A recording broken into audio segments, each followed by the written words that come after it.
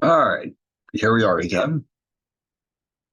So let me just get our notes open. Now, tonight we're going to be taking a deeper look into currency derivatives, which is a very interesting topic, a very important topic, because this is one of the most important ways in which corporations can can hedge foreign exchange risk.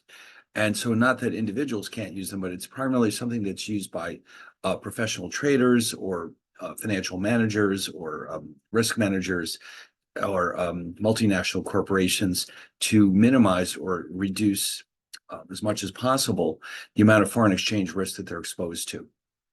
Now, these also can be used for speculation, which means gambling on the future direction of exchange rates.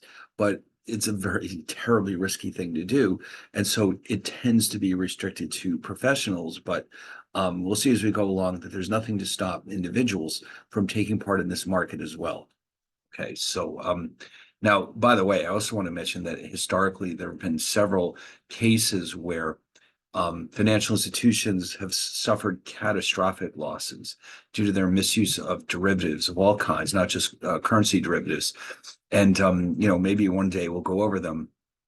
But in some cases the losses were up to $1 billion. So you can see that the potential exists for these to be used very badly and for things to go horribly wrong because they're very heavily leveraged. In other words, what happens is with one of these derivatives contracts, even small changes in exchange rates or any other asset can really cause enormous losses if you're not using them carefully. So, in fact, I'm sure you're all familiar with the investment guru Warren Buffett, one of the most successful stock investors of all time. And he has gone out on record as saying, I won't buy anything that I don't understand, which means I won't buy derivatives. And he has also referred to them as financial weapons of mass destruction because of their potential to cause such enormous losses. Having said that, though, if they're used properly, these are an extremely effective way of hedging risk. Okay, so we want to learn all about their features and understand how and where they trade. And so that's what we're going to do tonight. So first, let me get all my notes open and then we'll get started. Um, let's see. Well, actually, first let's go over to Brightspace. I think I have added additional materials in there, so I just want to make sure.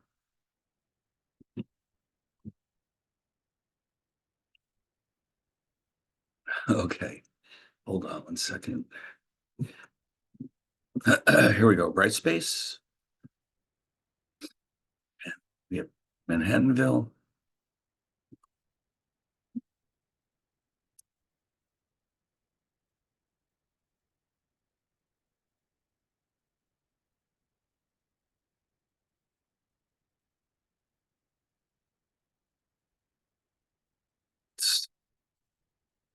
It would be chapter 5 then. Okay, great. Here we go. Here we go. All right. So these are the notes that come with the book. And we're going to use these too, but I really would like to dive more deeply into my own notes because I'd like to give you more background than what they're providing here.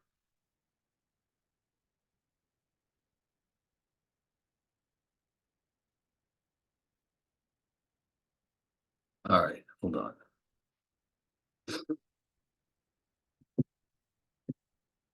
All right, so as you can see, I've added my own materials here. And by the way, you may have noticed that there's two of everything.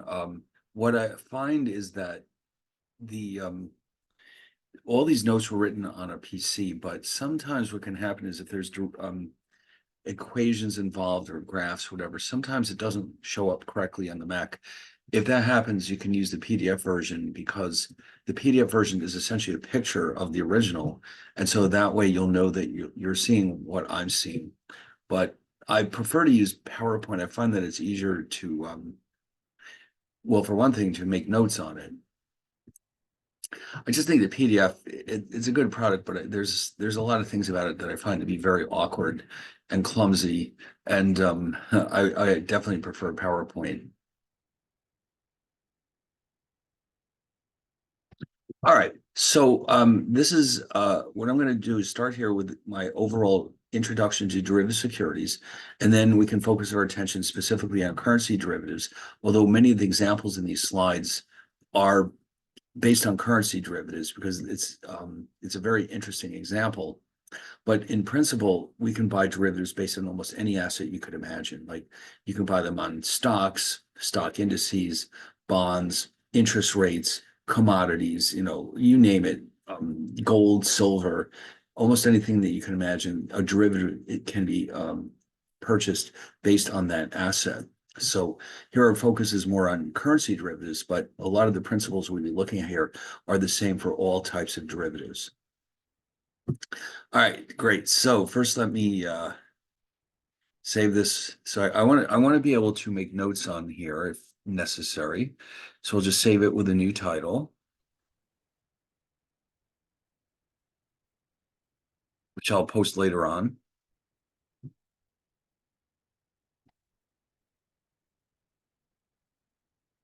and then we'll get started. Okay.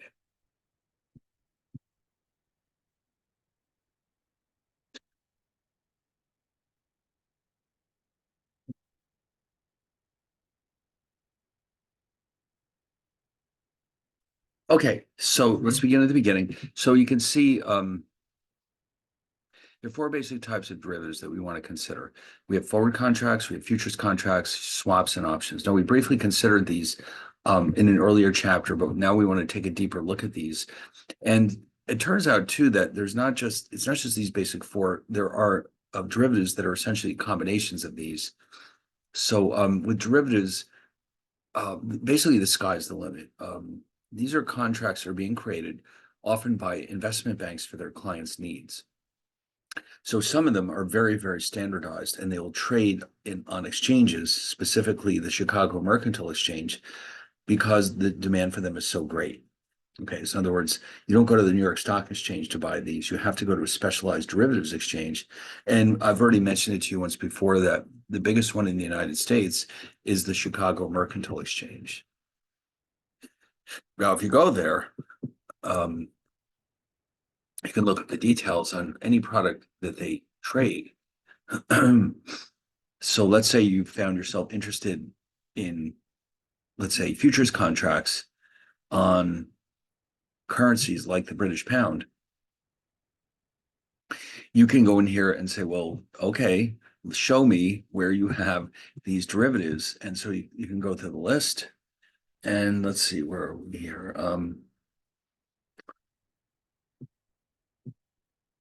See, there's a lot to choose from, but I don't see the listing for currencies. That's kind of, oh, maybe it's under here. All products. So, oh my God. Well, the list is quite large. So let's see if we can find some currency futures. Here's one. This is to do the euro, of course, the common currency that is shared by 20 countries at the moment, which we'll discuss more in detail later on. But let's say you do business in Europe, any one of the member countries, France, Germany, Italy, you name it, and you're worried about foreign exchange risk. Well, you can buy a futures contract, a contract which enables you to lock in the price at which you can buy or sell a currency. Here, that would be the euro. And if you notice, according to these terms and conditions, each contract gives you the right to buy or sell 125,000 euros. And the rules are pretty rigid here. The amount you have to buy is 125,000 euros. They don't have any other choices here. It's either 125,000 or nothing. And in addition to that, the delivery of the actual euros only takes place 4 times per year. And so those 4 times, let's see if I can find it. Oh, here it is. March, June, September, and December. Okay. So in other words, these contracts, at least the ones you see trading on an exchange like the CME, are fairly restrictive. There's no real room for flexibility here. You basically have to take what they have or else go somewhere else and try something different, which is one of the real drawbacks to futures contracts, the lack of flexibility. But if you're a large enough corporation, and you're doing a lot of business overseas, you can make this work. Okay. In other words, you can find ways to hedge your risk in spite of the fact that these contracts are so inflexible, let's say. So let's say I know that I need to buy 100,000, 125,000 euros in 6 months. I can enter into one of these contracts and lock in the price at which I can buy them in 6 months. Or if I need to sell them, it's the same thing. The price right here is quoted as 103,745. That means that the price that I would be locking in is $1. Look at that, it changed while we were talking here. Um, these, by the way, one of the things about the currency markets is that they basically never close down. Currencies are trading round the clock, 24/7, all year round. That's because the demand is global. It's not just restricted to the United States. So at any given time, you'll see that there's still trading going on in some market or other. Like right now, I'm thinking that it's probably morning in Japan, so the Tokyo market should be open. And then as the sun comes around, or the Earth turns rather, then New York should be next. In about 12 hours, the New York markets will start opening up, and then after that, London. So between those three regions of the world, somebody's always trading currencies, and in turn, the derivatives markets also um, can be trading throughout the entire world at any given time. While the Chicago Mercantile Exchange might close at 5 o'clock, um, once they close, I mean, there are derivatives markets in London as well. They'll start opening up. And when they're closed, the ones in Japan will start opening up. And there are other countries as well that have their own derivatives markets. So, yeah, I mean, even at this hour of the night, if you notice, the price just changed for that Euro futures contract. And so this is the number that I can lock in if I want to buy euros. Each one will cost me $1.03.74. Okay. So now that's going to be very helpful to me running my business because I need to buy euros. If I need to buy euros, I don't want to worry about the price going up. Okay. That could really eat into my profits. And so this is one way I can avoid that risk. Okay. So there's a lot of other details here too. They have, if I'm not mistaken, 4 or 5 different currency futures available. It's the major pairs like the US dollar against the British pound, the Australian dollar, the Canadian dollar, the Swiss franc, the Japanese yen, the European euro, maybe one or two others. And that's it. So again, the one thing you're not getting here is flexibility. But if you need flexibility, what you can do is enter yourself into a forward contract where every feature of the contract can be customized to your needs. Okay, so as we'll see in a few minutes, forwards and futures contracts are actually quite similar. The main difference being the flexibility features and one or two other details. Then we have swaps, where this is an arrangement where cash flows based on 2 different interest rates in 2 different countries are being exchanged on a regular basis. And then finally, options are securities that give you the right to buy or sell, but not the obligation, meaning you can walk away from the whole thing. And we'll see later on, there are hybrid securities. For example, we have options on swaps that we can buy, which are called swaptions. And we can also buy options on futures contracts. And in fact, we can buy options on forward contracts. So, there's a lot of flexibility here. So we're going to understand the basic features of these contracts, and then we're going to also understand how they can be used to hedge our risks. Okay, so as we already have stated, we can use these for hedging risk, which is what really these securities are designed for, but we can also use them to speculate or gamble.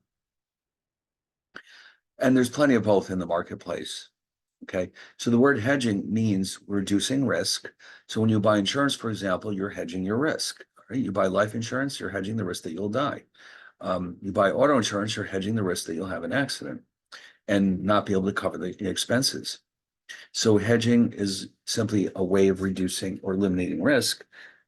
And speculation means you're doing the opposite. You're going out of your way to take on more risk, but you're doing so in hopes of earning profits. Okay, so they're really the two extreme cases. And, in order for the market to survive, we have to have both in the market. Because if not, imagine if everyone was trying to hedge the same type of risk, there'd be nobody on the other side to buy whatever contracts we're selling or vice versa. So a market like this does require some speculators to take the other side of our positions. All right, so derivatives can give us ways of hedging our risk that would be impossible with other types of securities, or else payoffs from speculation that would also be impossible with other types of assets. They're very heavily leveraged in the sense that if you look at this contract, it doesn't actually have, let's see. Well, anyway, what I was going to say is that there's a number that we can look up, which can be thought of as a type of multiplier, which means what it's telling us is that how much does the value of the contract change when the price of the euro goes up by 1 US cent? So that could be anywhere from 10 to 100 to 1. So, in other words, this is one of the reasons why it's possible to get wiped out with one of these contracts, because it only takes a fairly small change in the price of the underlying security, or in this case, the euro, to have a huge impact on the price of the futures contract, or the value of the contract, I should say. So that's what we mean by leverage. Now, if you just own euros, and the value goes up 10%, then you're going to have a change in your position of 10%. But with a derivative, a 10% change in the value of the euro could change the value of your position by, let's say, 100%, or something even larger than that. So yes, I mentioned before, there's been some catastrophic losses throughout history. You may not have heard about this sad story about Barings Bank. This actually was turned into a movie, if you're interested.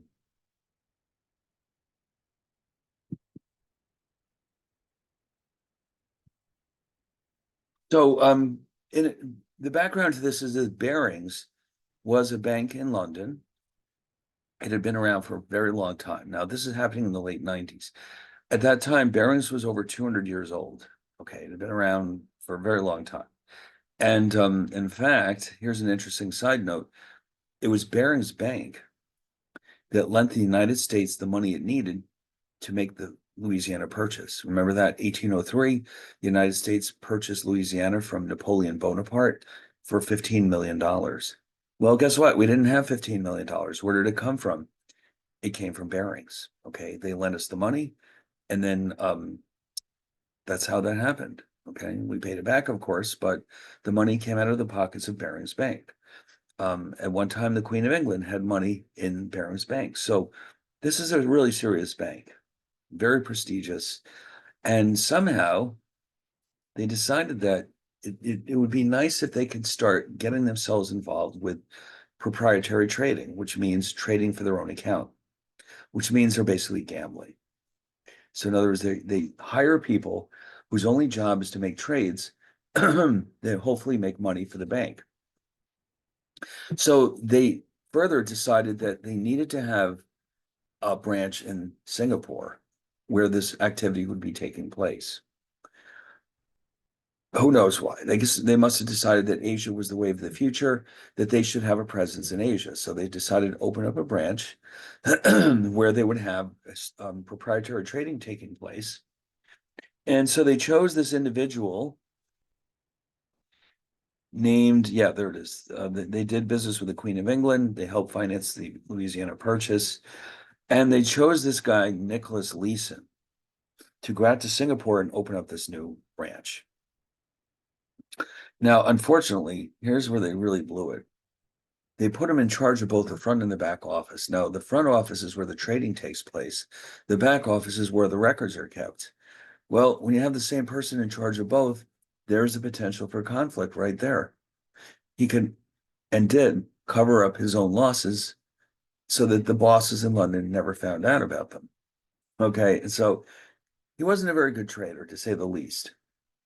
And so he decided to not just trade currencies, he decided to get involved with derivatives, specifically futures contracts written on the Nikkei 225, which is the Japanese equivalent of the Dow Jones Industrial Average. Now, he decided that Japan's economy was so strong that it would just continue to rise forever. So he basically buys a ton of these futures contracts. I'm thinking it's the spring of 95 maybe. And so unfortunately for him, right about this time, Japan had a major earthquake, the Kobe earthquake. And that, of course, badly damaged the economy, which meant that the Nikkei 225 plunged. And when you're in a contract like this, which is very heavily leveraged, that means that those contracts probably lost most or all of their value. In fact, they may have lost more than he started out with. So now any normal person would see their mistake, get out of their position, take their losses, and then go on and do something else, but not Nick Leeson. What he decided to do was cover up his losses, lie to his bosses in London, and actually increase his bet on the Nikkei 225. So in other words, he used borrowed money to buy more of these contracts. His reasoning was, once the market bounces back, I'll more than make up my losses and I'll make big profits. So, well, you can guess what probably happened. The market did not bounce back. And so he ended up losing $1 billion of the bank's money, which is the entire bank's capital. Okay, so in a matter of a few months, the bank was destitute. There's nothing left. So now in this case, unlike many of the other derivative scandals we've seen, he actually did some jail time, which is very unusual. And that's only because he defrauded his bosses. He didn't just lose their money. He actually committed fraud. And that's why he spent some jail time. So this is not a normal event, but you can see what the potential is for somebody who really doesn't know what they're doing. Okay, yes, and if you really want to see it, I've seen the movie. It's actually very well done. And unlike a lot of other movies, they're based in the real stories like this, they actually did a very good job of explaining what happened. They didn't gloss over any of the details. I mean, they made it look more dramatic than it was, but they really did a good job setting it up, explaining what was happening. And I think you'll like it. And I think you can even get a free copy of it on YouTube right now. All right. So anyway, hopefully that doesn't happen again anytime soon. So once again, we're going to look at derivatives in general. And so remember, the word derivative simply means it's an asset whose value is derived from some underlying security, like a stock or a bond, or any other asset you can imagine. It doesn't have to be an actual traded security. It could be a commodity, like oil prices, for example. It could be gold, it could be silver, it could be platinum. It could be almost anything you can imagine. It could be based on interest rates, stock indices. And believe it or not, in some cases, it could be something that's completely non-financial related, like temperature or snowfall. It actually is possible to enter into a derivatives contract written on the average temperature or the average snowfall. Now, those are very specialized cases. Some derivatives are bought through organized exchanges like the CME, and some of them are directly traded between counterparties, for example, between commercial banks or between clients and the commercial banks. Those are the ones that can be customized to the needs of the client. So if, let's say General Motors needs some strange product or other that's not available in the exchanges, they can have it customized for them by a major investment bank like Goldman Sachs, let's say. And they do have a division of people at these investment banks called financial engineers, whose only job is to design these types of securities for the clients, but also figure out the appropriate price to charge them. So it's a very profitable business to be in, but the demand comes and goes, as you can imagine. And also, I've been told by people who work in these areas that any team of that's designing financial derivatives, at least half the people involved are lawyers, because ultimately these derivative securities are contracts. Okay, so the idea here is that I can, as a financial person, I can design a special option, but the lawyers have to make sure that all the details have been taken into account so that if something goes horribly wrong, the investment bank that's selling this thing is not going to lose all their money. Okay, so the lawyers take care of all the little details. The financial engineers design these things. So anyway, um, there's other exchanges too besides the CME where we can buy and sell derivatives. It's not just in Chicago, but they're the big players here in this game. So in New York City, the New York Mercantile Exchange, you can buy energy derivatives. We've also got the London International Financial Futures Exchange. And also, it doesn't show it here, but you can buy currency options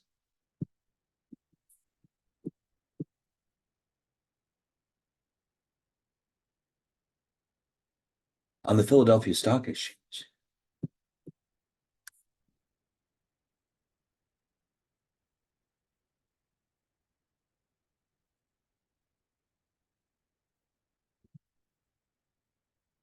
Now, and one of the nice things about the Philadelphia Stock Exchange is that the contracts that they have are fairly small. So in other words, if you go to the CME and to buy an option on the British pound, the option is written on 62,500 pounds. It's a huge amount of money. But if you go to the Philadelphia Stock Exchange, you might be able to get an option on as little as, let's say, 10,000 pounds. So for smaller hedgers, it's a lot more convenient to be able to buy these smaller contracts. And so this is one of the attractions of the Philadelphia Stock Exchange. So the derivatives that are negotiated directly between counterparties trade in what we call the over-the-counter market. And this is true with stocks as well, by the way. Very small companies that have stocks that nobody's ever heard of, you can buy these, but you have to go to this market and you might call up a broker and say, listen, I want to buy shares in this company that I just heard about. And they're going to say, well, listen, we got to pick up the phone and call people to find some shares for you because this is a very small company. That's the over-the-counter market. Sometimes, by the way, those stocks are called penny stocks because the prices are very, very low. Now, the basic types, as we've already seen, are forwards, futures, swaps, and options. The first two are very similar to each other. And it also turns out that swaps are closely related to forward contracts. So really, the only one that's really completely unique is options. And that's because of the ability to walk away from the whole thing. The first three are actually binding legal contracts. The options are the only one that says, listen, if you change your mind, not a problem.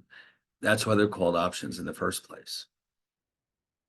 So let's run through this really quickly. A forward contract is simply an agreement. It's a contract.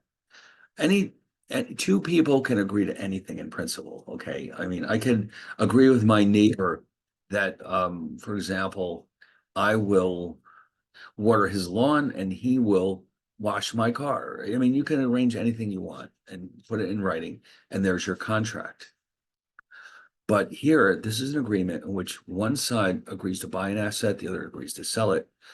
The key to the whole thing is that the price is settled on now for delivery in the future. So here's a quick, simple example of this. Let's just say that, now this is an old example, as you can see, but let's say the exchange rate between the dollar and the pound is 1.6980. And you see this in the Wall Street Journal. And then you also see that the 6-month forward exchange rate is 1.6715 per pound. How do you interpret this? Well, this first one is known as a spot exchange rate.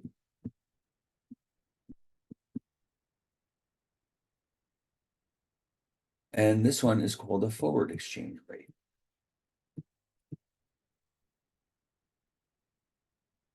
The first one is for immediate delivery.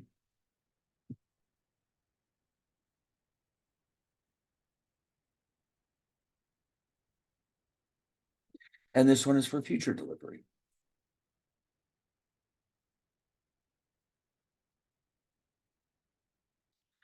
Okay. In other words, if you go to the airport and you need pounds, you're getting ready to jump on the plane, they'll give you a quote. Whatever that quote is a spot exchange rate because that's the price you're going to pay to take those pounds now. Okay. Most of the time when you hear exchange rates quoted or discussed, it's the spot exchange rate they're referring to. In fact, if you look at Bloomberg, a roll from Bloomberg currencies, you'll see these numbers. It's understood these are all spot exchange rates. Okay, so 103.59, that's the euro dollar exchange rate, the dollar yen, 153.06. These are the numbers that you'll see or use to determine how much you'll pay for immediate delivery. They don't have forward contracts listed here. The Wall Street Journal used to publish them online for 1, 3, 6, and 6 months.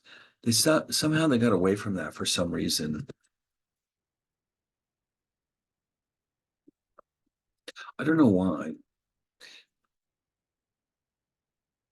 See, they've got spot exchange rates. All right.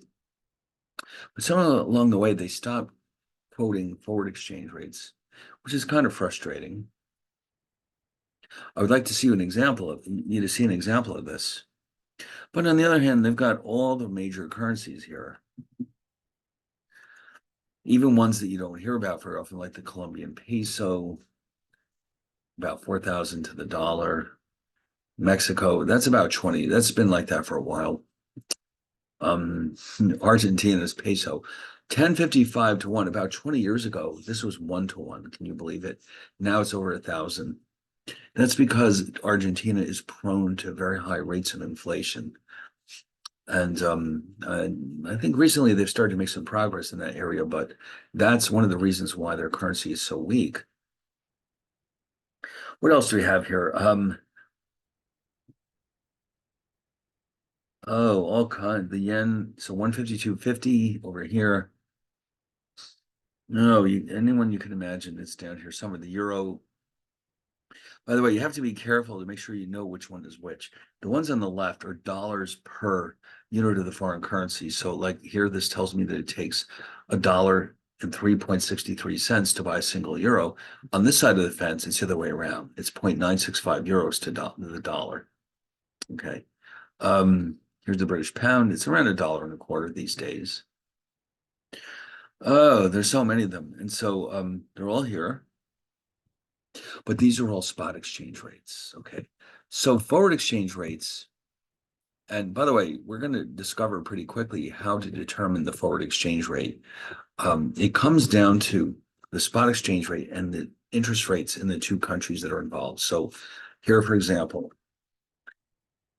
this number is taken from the spot exchange rate and the 6-month interest rates in the United States and in the UK. And we'll see how later on tonight, I think.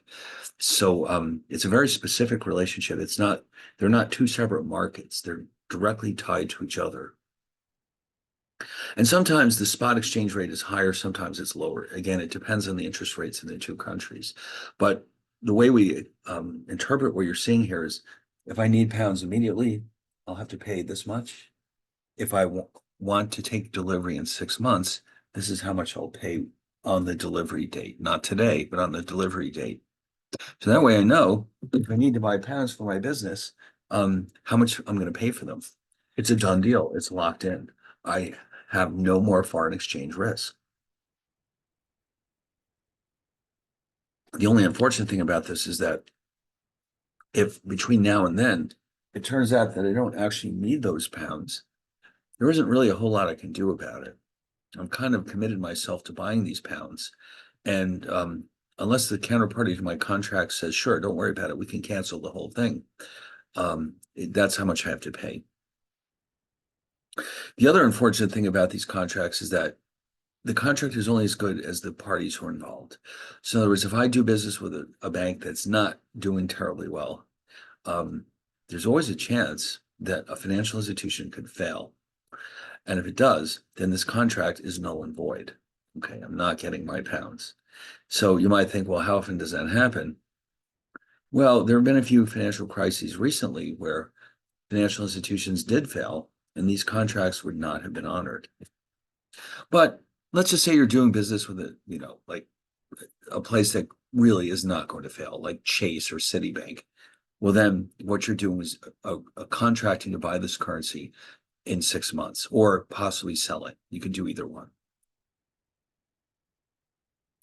Now, I think we've already discussed this too, the bid-ask price. With currencies, like with stocks, there's a bid and there's an ask price because we're doing business with dealers. Dealers make their money from transactions where their job is to buy as low as possible and sell as high as possible. So if I approach a dealer, um, like again, I'm about to jump on the plane to London.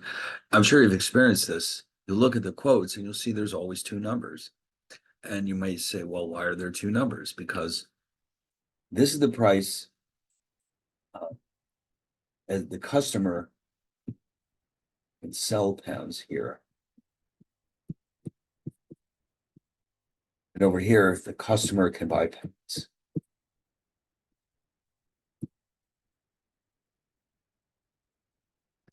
All right. So in other words, you got to keep in mind, you're the customer. The dealer is trying to make money. So you're going to pay the higher price and you're going to receive the lower price in every transaction. That's how you can help yourself remember this. You don't have to memorize anything. Just be aware that you're always going to be on the wrong end of these transactions because this is not your livelihood. You're not making money from this. You're just trying to get your hands on the currency or sell it. And the difference between the two is often called the bid-ask spread. The size of the spread depends on the size of your transaction. So for very small transactions, the spread will be very wide.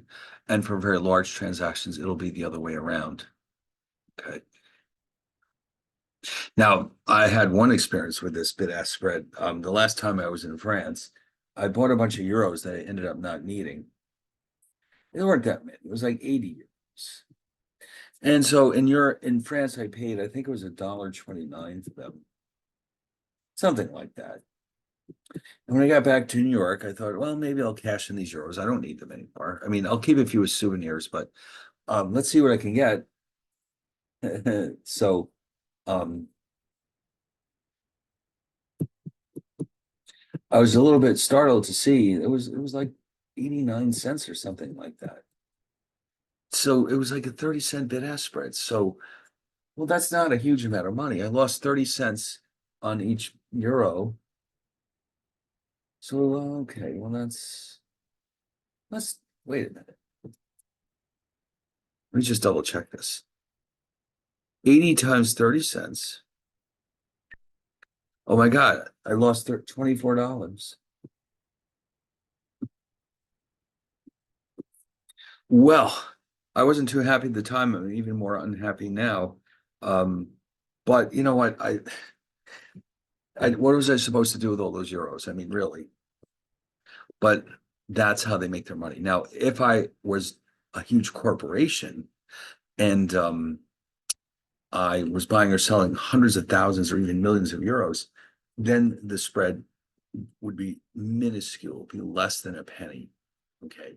Because even a penny based on $1 million is what, $10,000?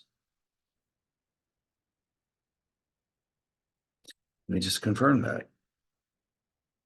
Yeah, that's 10,000 bucks.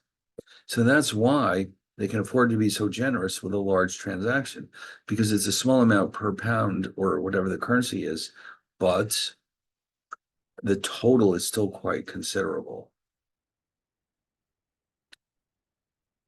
Now, what's interesting here too, now this has also been my experience with these places. Suppose that you're a collector and you really are on a mission to get your hands on a sample of every currency in the world for your collection. You can go into these places and they'll hand you the currency right on the spot if they have it. Some of them, they don't trade so often, so it's going to be a problem. But if you've made up your mind, I must have some Malaysian ringgits, this is your best bet to go into a dealer and say, well, what's the price? And they'll sell it to you right on the spot. But that's a fun side note. That's not why most of this business is happening. Okay. Let's see. Now, by the way, these quotes you're seeing here, I think I may have mentioned this already. These numbers are not actual trading prices. These are midpoints of the bid-ask spread. So in other words, if you see here 20.554,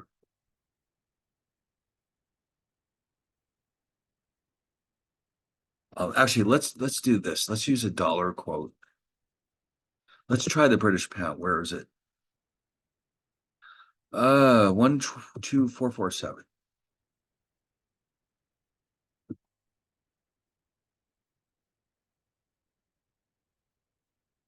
Then that means for a large transaction, then you might find that there's a bid price of,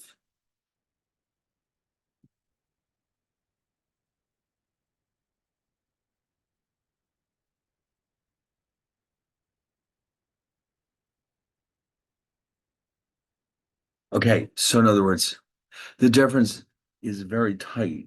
It's less than 1 cent per pound, 0.8 cents per pound. Halfway, the halfway point between the two is that 1.2447. So if you're going to buy or sell, you have to add the bid and ask spread to that number that you see in the Wall Street Journal.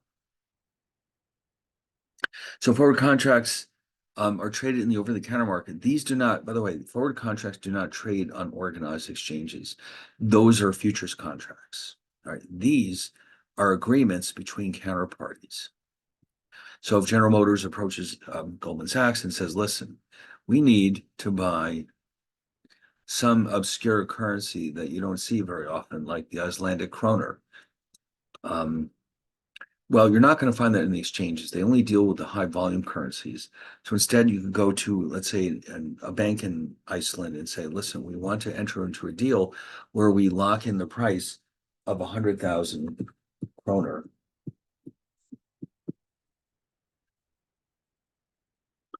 And now I don't know it's probably listed in here.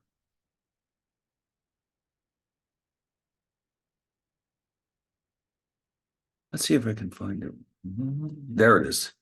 Oh, by the way, and with these currencies, the Scandinavian countries all have the name krona for their currency. It means crown.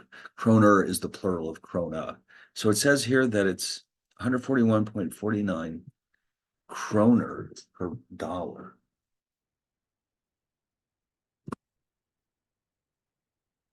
Wait, where's that again? 141.49.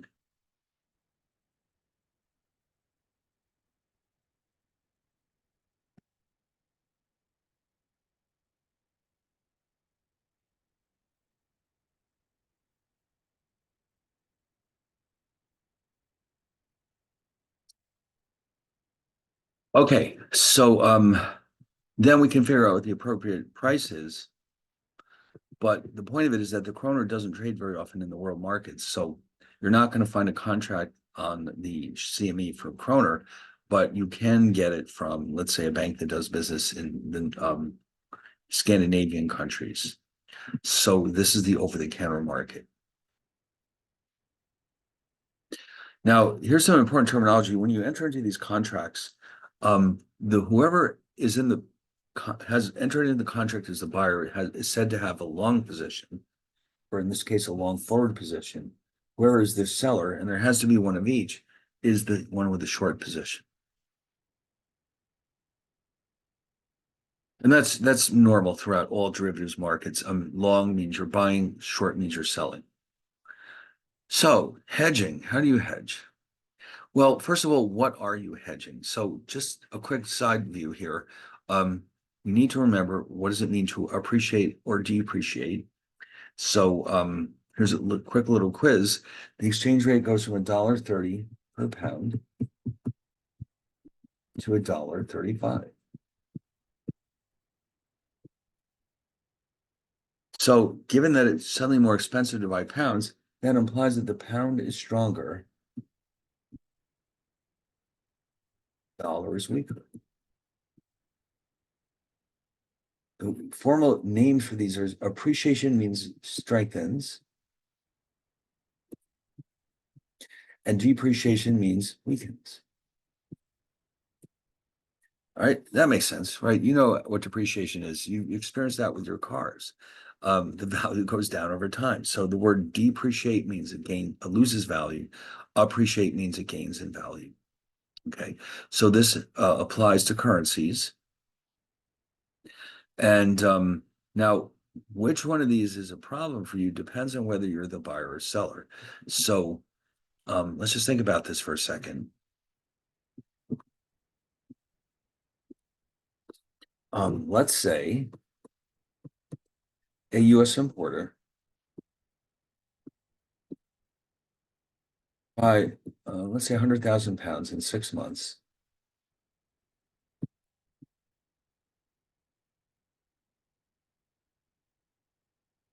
So if the exchange rate goes in the next 6 months from $1.35 to $1.40, let's say, that means that the cost has risen from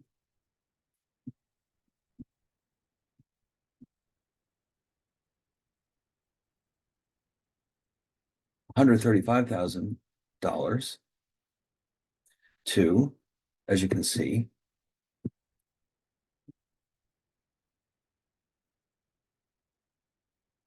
$140,000.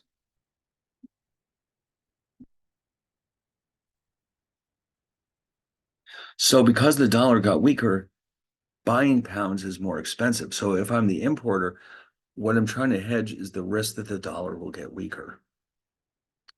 Now, if I'm the seller, it's the other way around. I worry about the dollar getting stronger. But if I'm the buyer, the importer, then I hope that the price doesn't go up, meaning I want the dollar to stay strong. If I'm the seller, it's the other way around. So when I enter into a contract to hedge my risk, I better make sure I understand which one is which and take the appropriate steps. So to hedge this risk,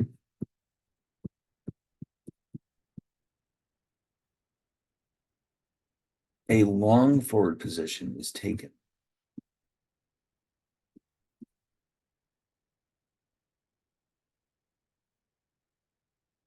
No, there's a commitment to buy the pounds at a fixed price. Okay. Now, if I'm the seller, I would then take a short position. All right. So, in other words, the whole logic here is that when you're hedging, you do with your hedging instrument what you were going to do in the spot market. So, if I'm going to buy pounds in the future in the spot market, I will hedge that risk by entering into a contract to buy pounds in the future, meaning a forward contract. All right. So, it works reverse if I'm the seller. So it's a rule of thumb. Like I remember somebody mentioned this, they had a quote. It was something like, um, do in the futures market or the forward market now.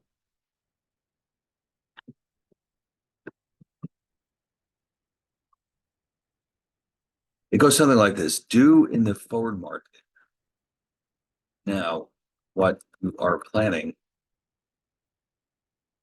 to do in the spot market in the future. That makes any sense to you. So here I'm going to buy pounds in the future. I need them for my business. But the hedge is to buy them now with a forward contract. So that's the whole point of this. Okay, so the future purchase of pounds is hedged with a long futures forward contract to buy pounds in the future. The future sale of pounds is hedged with a short forward contract. Oops. To sell pounds in the future. So in a nutshell, this is how we hedge, at least with this type of security. Um,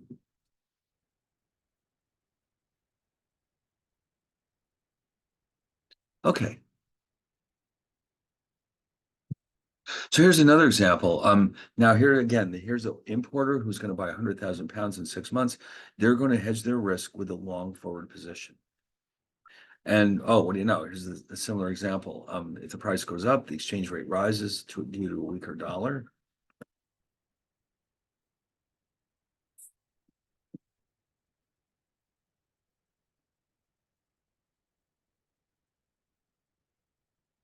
Then you see your price will go up, and that's exactly what we're trying to avoid.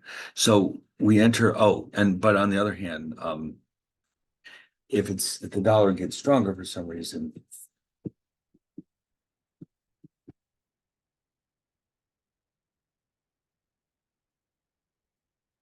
then our cost actually goes down. So now here's one of the interesting things about forward contracts. Um, it's a great hedge. Uh, When hedging with forward contracts, the hedger avoids risk of paying more for the pounds if the dollar depreciates. But guess what? There's this downside to this. The hedger also sacrifices the opportunity to save money if the dollar appreciates. So you're giving up the downside, you're also giving up the upside.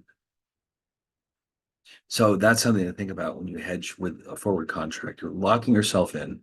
Um, and so therefore, yes, you don't have to pay a higher price, but you also can't save money if, let's say, the dollar does get stronger. Now, later on, we'll see that that's not the case with options. All right, let's see. So here's a graph that kind of illustrates exactly what we were just discussing. There's two things we can do here. We can, let's say, again, we're buying 100,000 pounds in 6 months.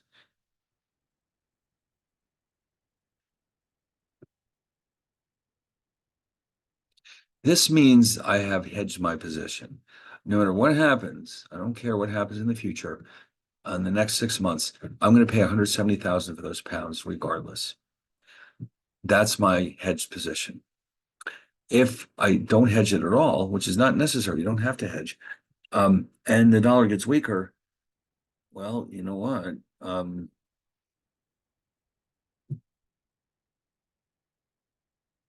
Then my contract is going to save me $10,000. In other words, by not hedging at all, in this scenario, I'm paying 180,000.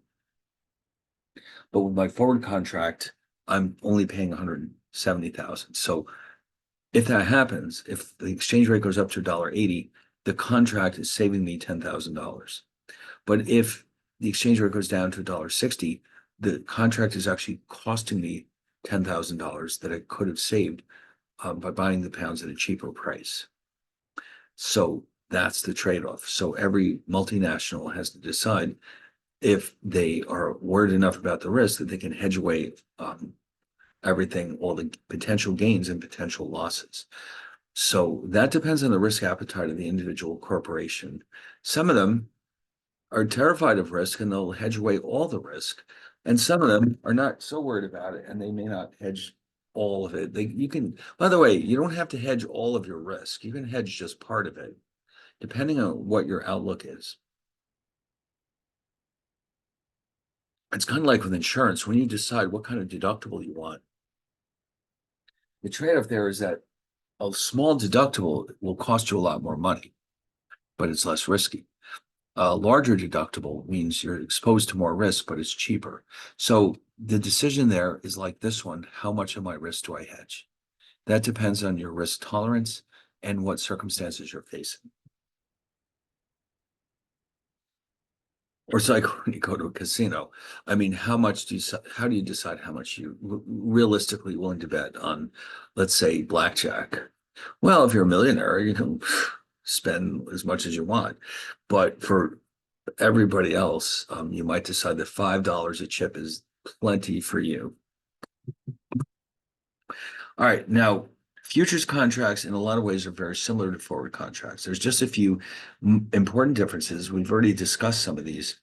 For one thing, forward contracts, as we've seen, are bought and sold in the over-the-counter market, which means directly between the counterparties. And we know that that provides, oh, oops, hold on.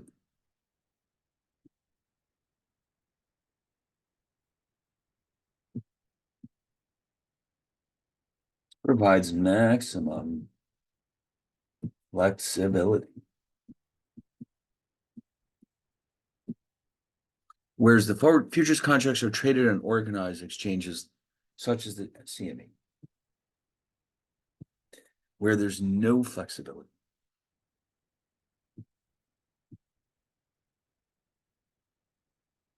So the flexibility is with regards to the asset that we're hedging, the time at which it is delivered, and the number of units that we can buy or sell. So just as a quick example of that, for example, a futures contract or a British pound futures contract on the CME is based on 62,500 pounds, and the delivery date is either March, June, September, or November. Okay. With a forward contract,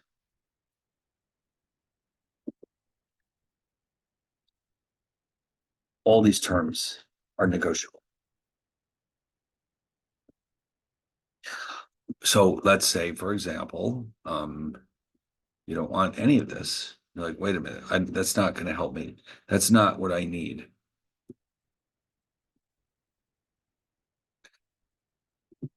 Suppose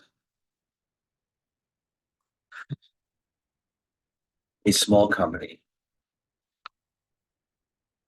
imports Icelandic. I'm not sure. Wow. Let me just check this out.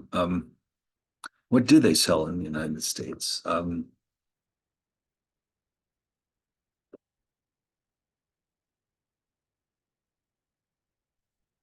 I think cheese is one possibility.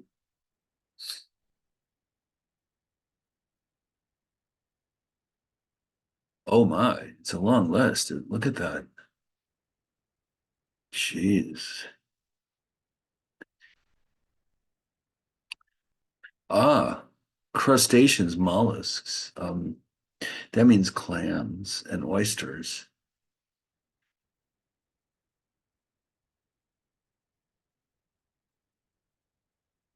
I'm pretty sure cheese is one of those. So let's throw that in there. All right. So an Icelandic that imports Icelandic cheese needs, oh, I don't know, let's say 12,500 kroner and would like delivery on November 1st. This can't be done with a CME contract, but it can easily be negotiated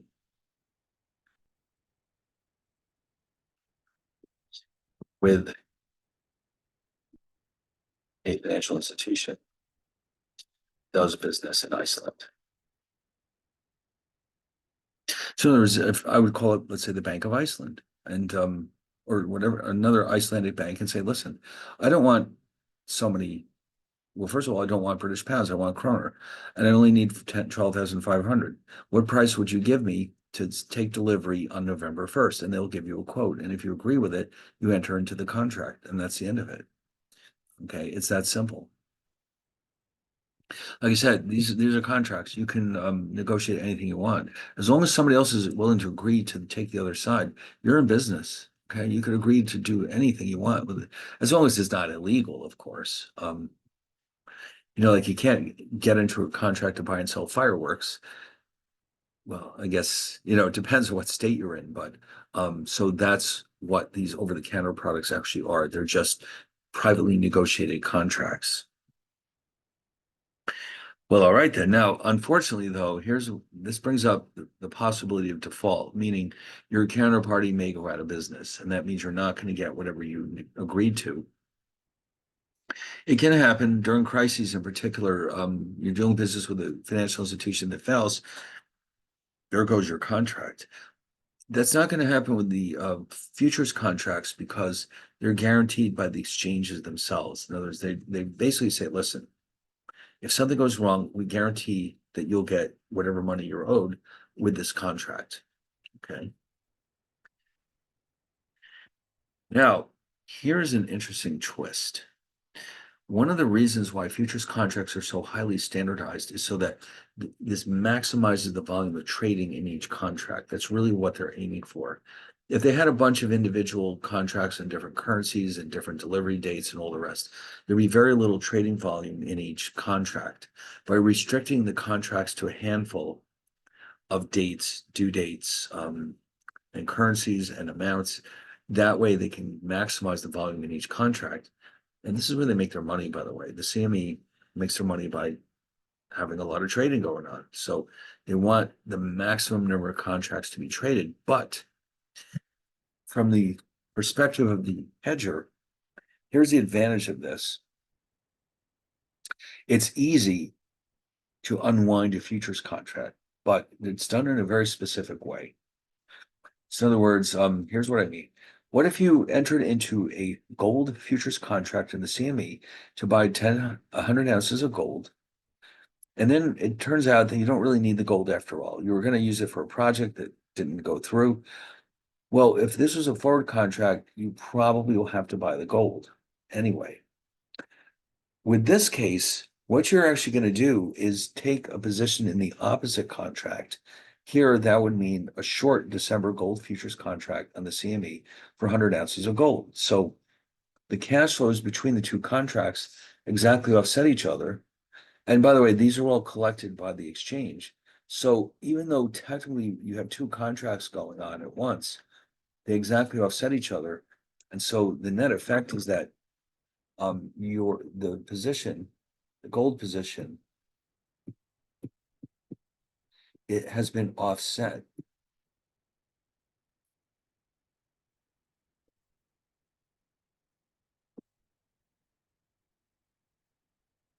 It'd be equivalent to, let's say, somebody owes you $1,000, but you owe them $1,000. I mean, yes, technically there's two different obligations outstanding, but the net effect is that you're even. So now this is one of the reasons why a lot of investors use futures contracts, because they're not absolutely sure that they want to actually take delivery of the asset. Okay, so within that gold example, this might be a company that's trying to hedge its exposure to gold, but they don't really want to buy gold. So this contract is preferable to market participants who don't really want to buy or sell the asset. Forward contracts are perfect for people who do. Okay, so because of that, the numbers are very surprising. Futures contracts, because of the possibility of unwinding, about 2% actually result in delivery. Wow, that's not much, 2%, because the intention here was never to actually buy the gold or whatever it happens to be, but to just hedge the risk. So what they're hoping to do is take their profits from the hedge and then get out of the whole position, rather than simply buying the gold, where the forward contract, you really mean to buy the gold, okay, because you need it for some reason. So depending on whether you really need the asset, that might also determine if you use a futures contract versus a forward contract.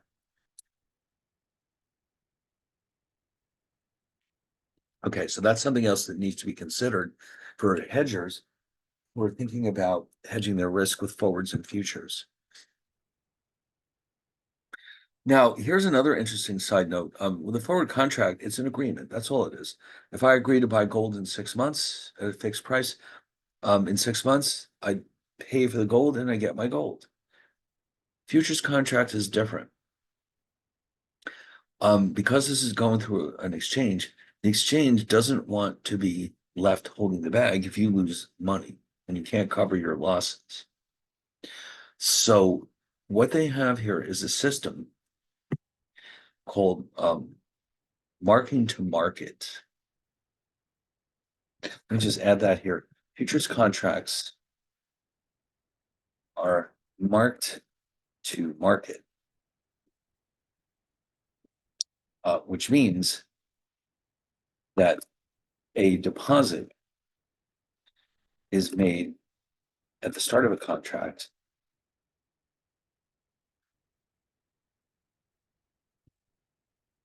into what's called a margin account. Now, at the end of each trading day, the position is reevaluated by the exchange.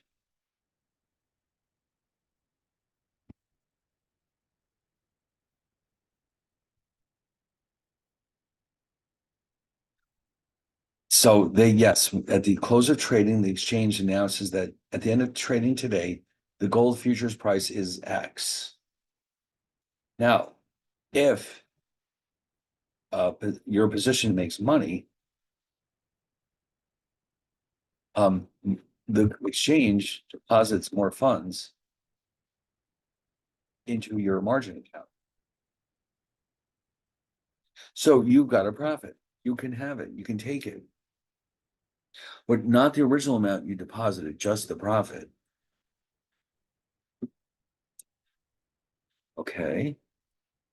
So any surplus may be withdrawn from the margin account.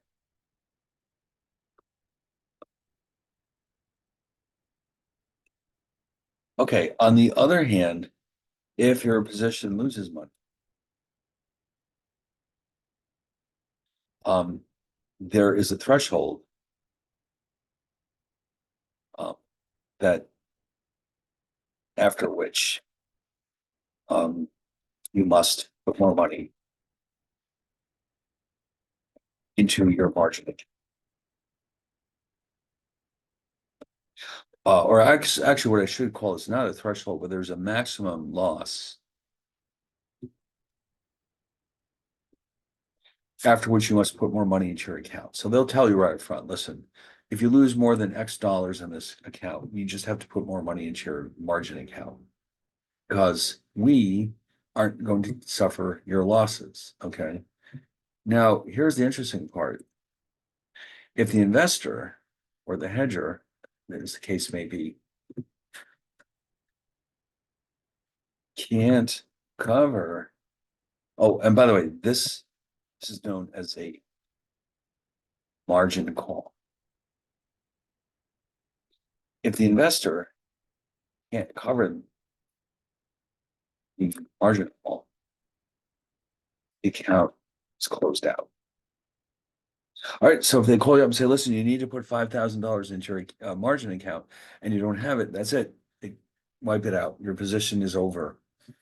Okay, and that's the end of you. And in fact, that's what actually happened to Nicholas Leeson. Going back to our example about Barings Bank.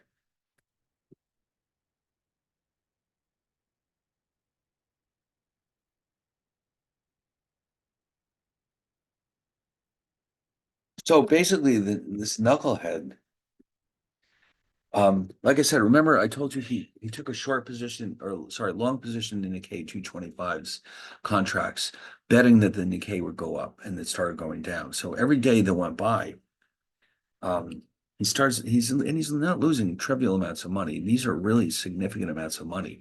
So here he is. Imagine his position is tanking, and the exchange says, listen, you've got to put up $100,000 into your margin account.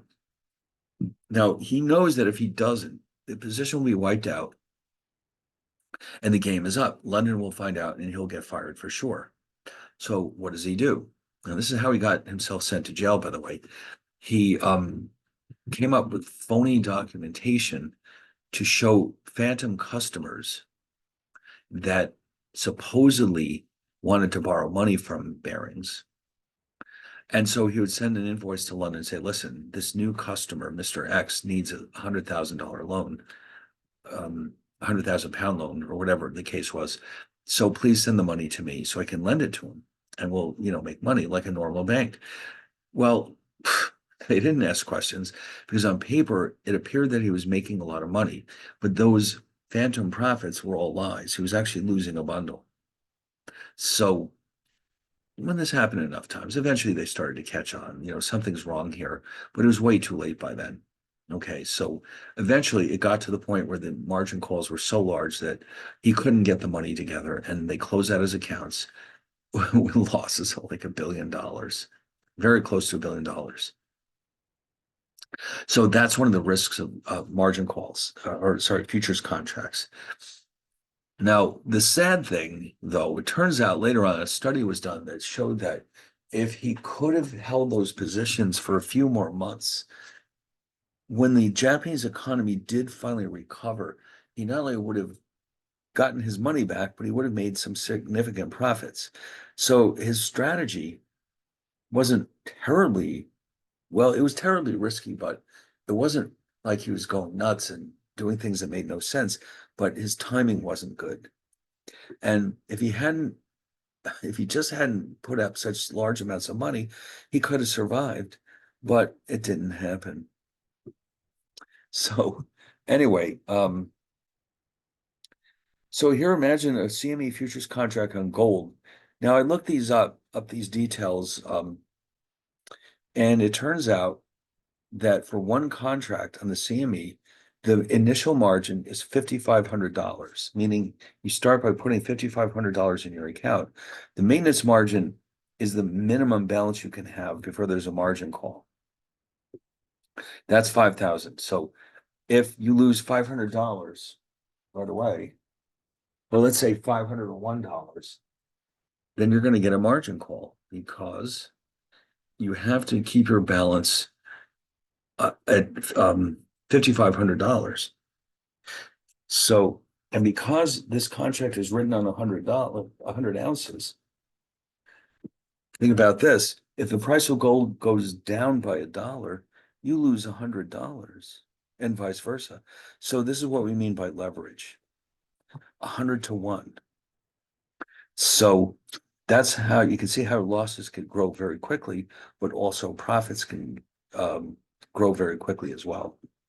So if you're a speculator, this is a good way to speculate because if you own the gold itself and the gold goes up 10%, you make 10%. But here, a 10% increase in the price of gold could increase your profits by, let's say, 100% or more. All right. Swaps. Now, swap is a little bit different. Like I said, a swap is a special case. What you're essentially doing is trading cash flows with a counterparty based on almost any variable can be used. For example, interest rates, exchange rates, equities, commodities, but the two most widely used ones are the interest rate swaps and the exchange rate or currency swaps. Now, these are relatively new invention. Forwards and futures have been around for quite a while. I've done some checking on this, and they claim that futures contracts have been around since maybe even before Christ was born. I mean, that far back. Let me just check this out again. How long have futures contracts existed?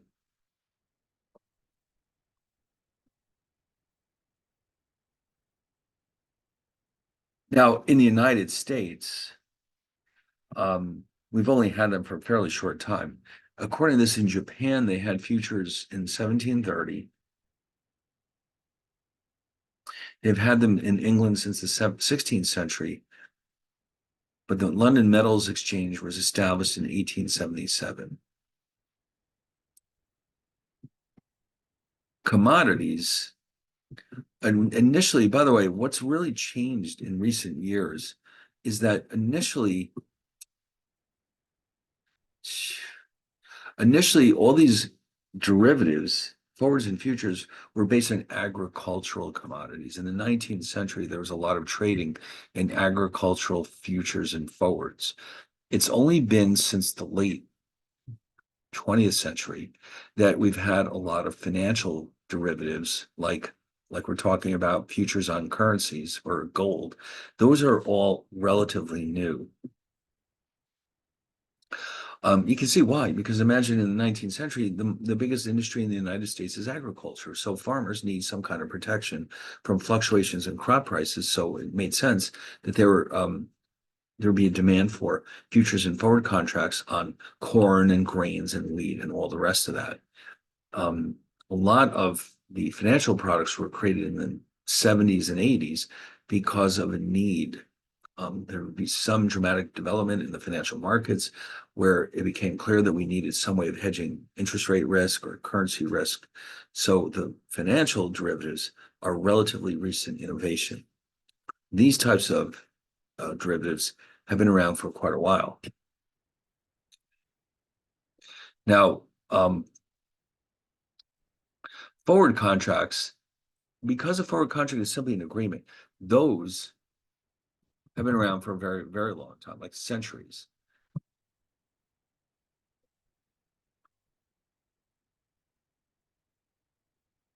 So, in other words,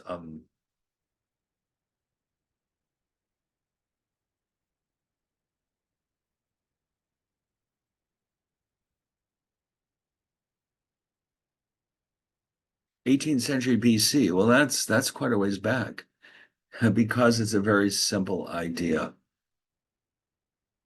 It's hard to believe the first forward contract was created in ancient Babylon, a cultural and economic hub for scholars, merchants, and goods worldwide. So, yeah, this is, and again, it's to do with agriculture. Of course, the biggest thing obsessing the human race at the time would have been making sure that we had enough to eat. So most people were farmers, and so there's a demand for hedging instruments for agricultural commodities. But anyway,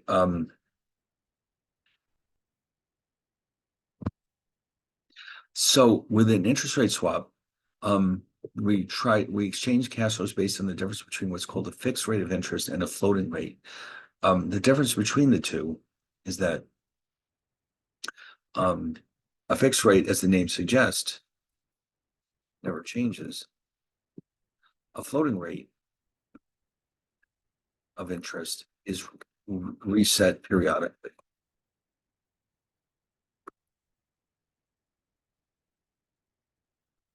All right, so here's a quick example of this. For example, a swap can be arranged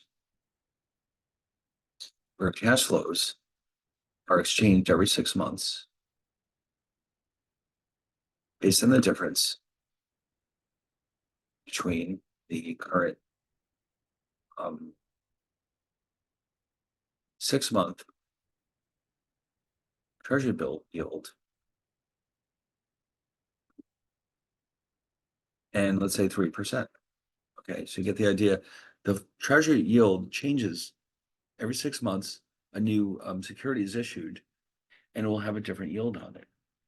Okay, so it changes every 6 months because the instrument itself only lasts for 6 months. Whatever it is, it's traded for 3%. Now, both of these interest rates are multiplied by a notional principal, it's called, to compute the actual cash flows. It could be anything. Let's say it's $1 million. So the difference between the two is what's traded back and forth between the two counterparties based on some notional principal. And as an example, it could be $1 million. Now, why are they doing this, by the way? Well, like here's a quick example. A bank owns a fixed rate bond, which is what a normal bond is.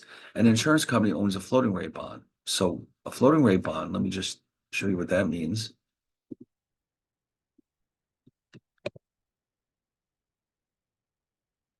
The coupon is reset periodically. And normally in the United States it would be each year or every 6 months would be normal. For example, suppose that every 6 months, a bond's coupon is set equal to the current, uh, let's say, federal funds rate.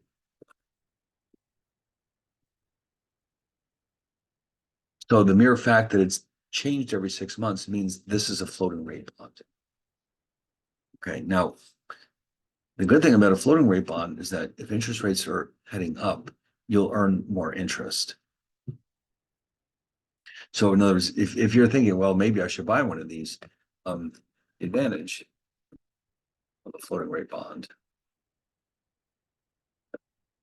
is that investor can earn more interest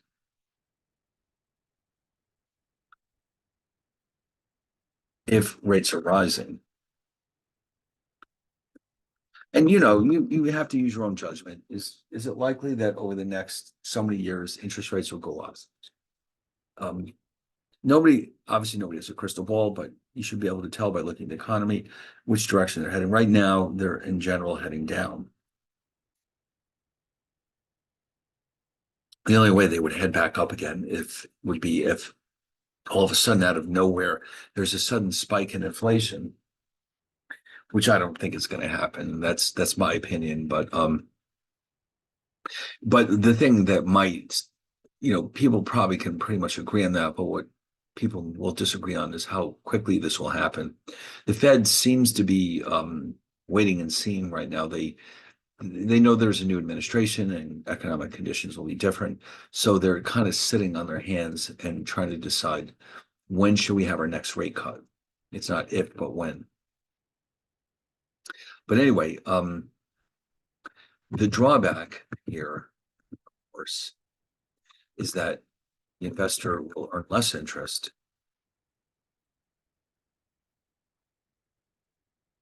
if interest rates fall.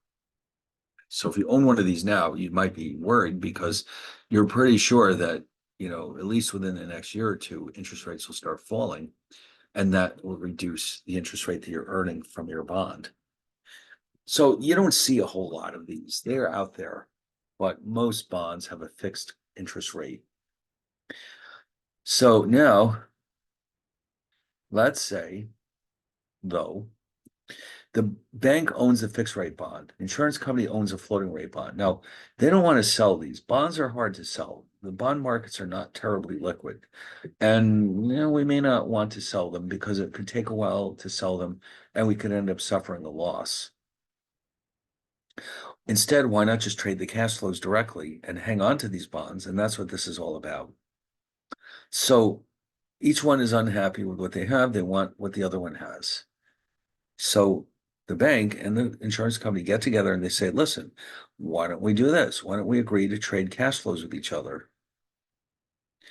And so now, by the way, let's assume the two bonds each have a face value of $1 million. The fixed bond is paying 5% per year.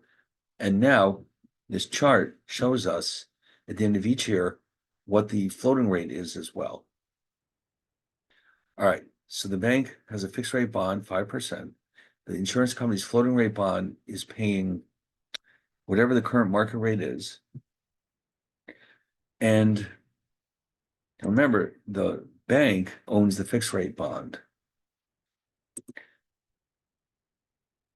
So they enter into a swap where the bank, in effect, is trading the fixed rate for the floating rate. Okay, so the difference between these two is what actually trades hands between the two counterparties. So it's a way. So what you're basically doing here is you're essentially rearranging the cash flows of an existing security without actually buying or selling any other securities. So it may be more convenient to do this than to simply go out in the market and buy or sell more bonds. So these are very, very popular securities. It gives companies the ability to hedge repeated exposures to interest rates without actually buying or selling the bonds. So they're very popular. These are, by the way, over-the-counter products. You don't find these on exchanges. Oh, by the way, here's an example of a floating rate of interest that we may not have thought about. You may have heard of the idea of an adjustable rate mortgage, which means that instead of having a fixed interest rate, it changes every so often. So Sometimes banks offer these to people who usually the reason for this is because somebody may say, well, listen, I know that my job will give me more income in the future. I'm in some position where at the moment my income is not that great, but it will change in the future. So the bank says, all right, here's what we'll do for you. We'll start you out with a low rate of interest and we'll raise it in small stages over time as your income grows. So that way you can afford to buy a house now rather than waiting 5 years. So that would be an example of a floating rate of interest because it changes every year typically. You may have heard about these.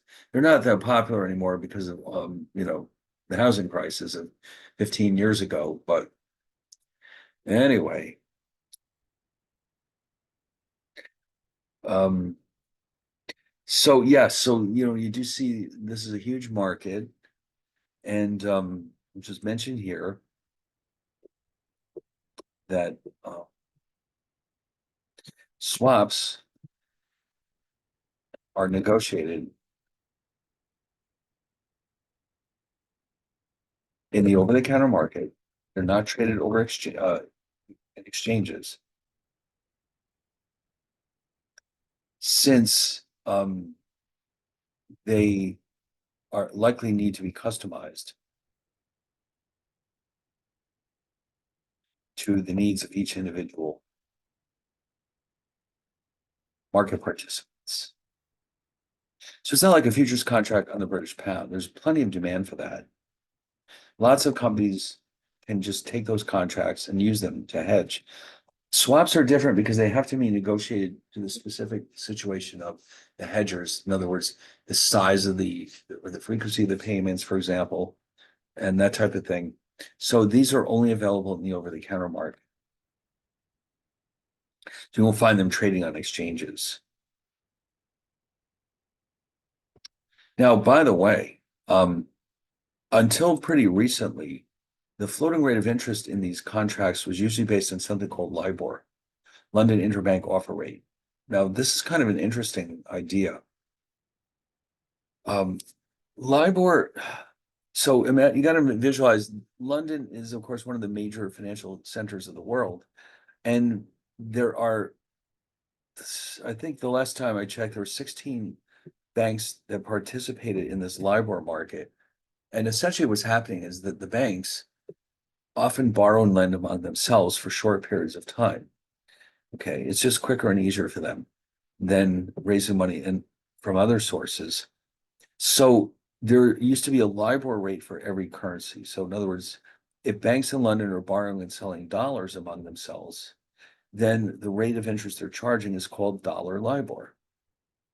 And if it was British pounds, it was called British pound LIBOR, or sometimes sterling LIBOR.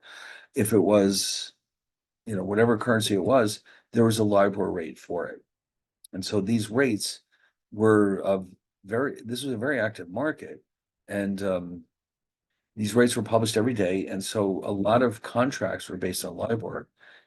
So you're probably wondering, well, what happened? What happened to this market? Why isn't this viable any longer? Well, in a word, corruption. So several of the participating banks were caught manipulating LIBOR rates to earn illegal profits. One of them in particular was Barclays of London. And yeah, this is one of those cases. I'm sure those guys all got fired. I don't know if anyone actually went to jail, but certainly it was a big scandal. Okay, because it called into question the integrity of the financial markets. So what happened was the central banks of the world decided that we should probably have our own rates that correspond to LIBOR, meaning a rate that applies to short-term loans, short-term, very high quality loans. In the United States, the Fed introduced a rate called SOFR, which stands for Secured Overnight Financing Rate. And basically what it refers to is the idea that this is the rate that applies to what's called a repo or repurchase agreement. It's a very special case because it's not really even a loan as such, or it is, but it's collateralized. So there's essentially no risk involved. So here's a quick example of how a repo would work. Let's say a bank has a treasury bill in its portfolio worth $1 million. Now, occasionally with banks, we have timing issues. Let's say we have to make a major payment to a client, but we're owed money by another client who's behind on their payments. And so let's say that we're going to need to borrow $1 million for one night. That's it, just one night. Now, Bank A has this $1 million treasury bill in their portfolio. They could sell it if they needed to, but let's say they don't want to do that. Rather than selling it, what they'll do is they'll go to Bank B and say, listen, we're going to sell you this treasury bill. And then the next day, we're going to buy it back from you for $1,500,000. That's a repo, repurchase agreement. A is selling the treasury bill and promising to repurchase it for a slightly higher price, and the higher price shows the interest earned by Bank B. Okay, so in other words, they were able to buy a treasury bill for $1 million and sell it back for $1,500,000. That means they earned $500 worth of interest. So this is a repo.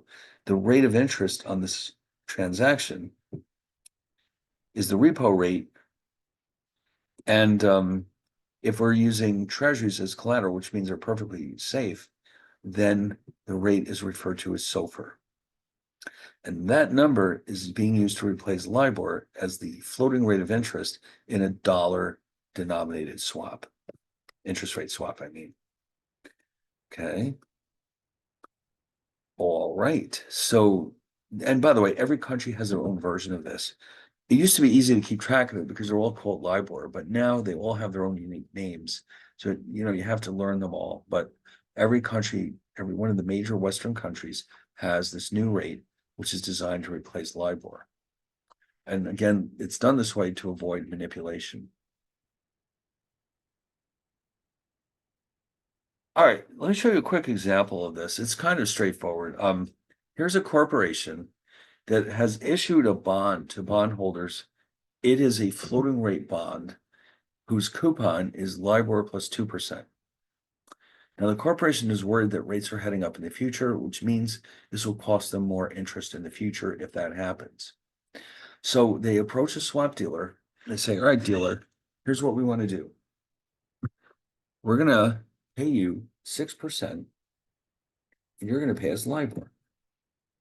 Now, why are they doing this? Because if you notice what's happening here, the corporation is still paying LIBOR plus 2 to the bondholders, but they're getting back LIBOR from the dealer, and they're paying 6% to the dealer. So if you net out all these payments, you'll see that the two LIBORs offset each other. And so they're paying 2% to the bondholders and 6% to the dealer. So instead of paying LIBOR plus 2, they're paying 8. And what did that accomplish? It means that now they're paying a fixed rate. So if LIBOR goes up, they don't have to pay more interest.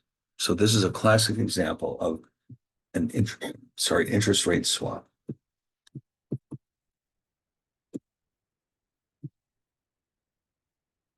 Okay. So the point of it is to rearrange your exposures. Here, the exposure is interest rates going up. Now, of course, if we enter into the swap and interest rates go down, we'll be kind of sorry because we could have saved interest. But our goal here is simply to eliminate risk. So we don't really care about that. Okay. Now, the dealer, if you notice, now is exposed to the risk that rates are going up because they have to pay LIBOR. So they will enter into a swap with somebody else, and they'll basically offset these cash flows in such a way that they put a small profit in their pocket. Yeah, so all right, we don't have to do every single one of these examples. Let's just jump ahead a little. Currency swaps are different because you're trading different currencies. So, and they're also based on interest rate differentials. So just as a quick example, if a corporation agrees to pay a fixed rate of 6% in pounds to a dealer, in exchange for 5% in dollars, that is known as a currency swap. Okay, so the corporation is trading away pounds and the interest rate in pounds in exchange for dollars, which is what they really want. I think there's a diagram here somewhere. Yeah, and let's say now here's why they own this UK bond that's paying them interest in pounds, but they don't want pounds. They're going to trade these pounds to the dealer for dollars. So in other words, they're eliminating their foreign exchange risks by doing this. So currency swaps and interest rate swaps are by far the most popular forms of swaps because let's face it, most corporations are exposed to both interest rate risk and the case of multinationals, foreign exchange risk as well. Okay. So all right. So this oh, okay. Now, so this is kind of our overview of the first three types of derivatives, which let's go back to the beginning here and remind ourselves are forwards, futures, and swaps. Now, what about options? Now, options are by far the most complicated of all derivative securities. What really separates them is that you are not obligated to do anything that you don't want. With a forward contract, you have an ironclad obligation to buy or sell whatever it is you agreed to. With a futures contract, it's the same thing. It's just that you're also able to unwind it. With a swap, again, you have an ironclad contract to exchange cash flows. The option is the only one that lets you change your mind. But in exchange for that, unlike the first three, you're actually paying for an option. Okay. So in other words, forward contracts and the swaps are simply agreements. There's no cost involved. With a futures contract, there is a margin requirement, but that's your money. You get it back at the end if you haven't lost it all. The option is the only one that involves a cost. Now, here's a fun side note. It's the pricing of options where all the rocket science gets involved. And in fact, all the mathematical modeling is designed to help us price options correctly. The options themselves are not that complicated, but the pricing is the really complex factor here. So we are going to do some of that, but we're not going to go nuts. Um, the good thing about this is we can easily price options in an Excel spreadsheet. But right now, let's just focus on the features of an option.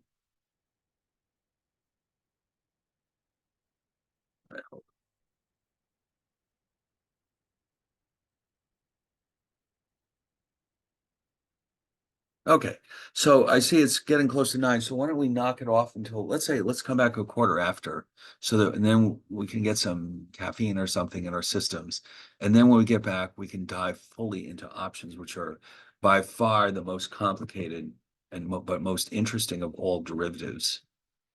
Okay, so let's do that. Let's come back in about a quarter after, and then we'll dive deeply into options. Okay. So in the meantime, I'm going to pause the sharing so we don't have a bunch of blank space in our recording. And then I'll see you in about 20 minutes.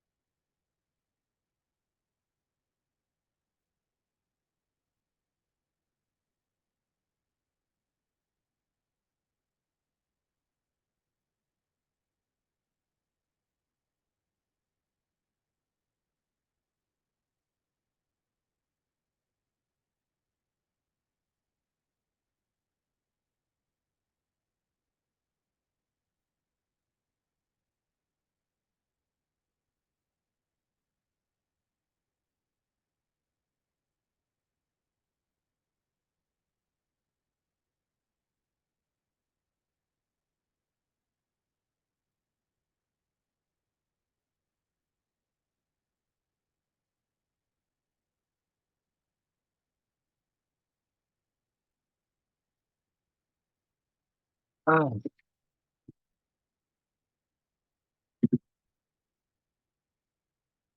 All right, here we are again. So now we're going to dive into options. And so as I was saying before, the name gives it away. It is a derivative security like the others, except this time we have the right, but not the obligation to buy or sell an asset in the future at a price agreed on today. So in a way, it has a lot in common with forward contracts, except that you can change your mind, basically. With a forward contract, if I agree to buy something in the future, I have a legally binding obligation to do so. If I enter into a short forward position, I have a legally binding obligation to sell something in the future. With an option, I can change my mind anytime I please. Okay, but I have to pay for the privilege. Okay, so that's the big sticking point. We have to pay, and they can be very expensive depending on which ones we choose to buy for our particular situation. Now, like with the other derivatives, we can use these for both hedging and speculation. And like the others, they're very heavily leveraged. So if you buy the right option, let's say you buy an option on gold, even a very small change in the price of gold could have an enormous impact on the value of your position. So they're well suited for speculation. But the problem is that if you're not careful, you can end up cleaning out all your savings and then more beyond that. So they're very, very risky if you're using them for speculation. Now, options are very complicated securities, so we're going to go through the characteristics that identify an option. We start by showing the underlying asset or security that you're allowed to buy or sell.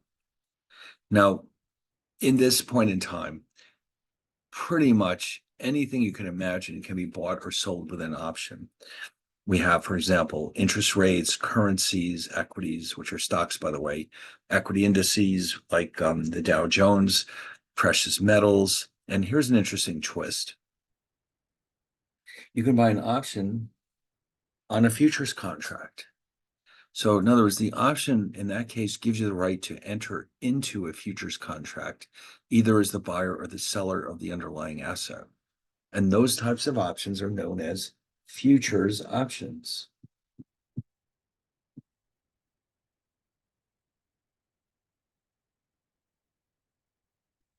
Now, you might say, well, this is awfully complicated. Why do people want futures options? Well, they have one major advantage over regular options. And yes, so that's what we're talking about here. An option on a futures contract provides the right to enter into a short or long futures contract at a predetermined price. These are called futures options. And so why are they so important? Because let's just use the example of gold. Okay. So futures options have the advantage that it is never necessary to buy the underlying, or actually, I shouldn't put it that way. The buyer can collect his or her profits without actually the underlying, buying or selling, I should say, the underlying asset. What do we mean by that? Well, all right, so let's use gold as our example. For example, with a gold option, um, the investor can profit if the price of gold changes in the right direction. Okay. So, for example, an option to buy gold at $2,000 will be profitable if the price rises above $2,000. But what you actually are going to do here is that in order to realize this profit,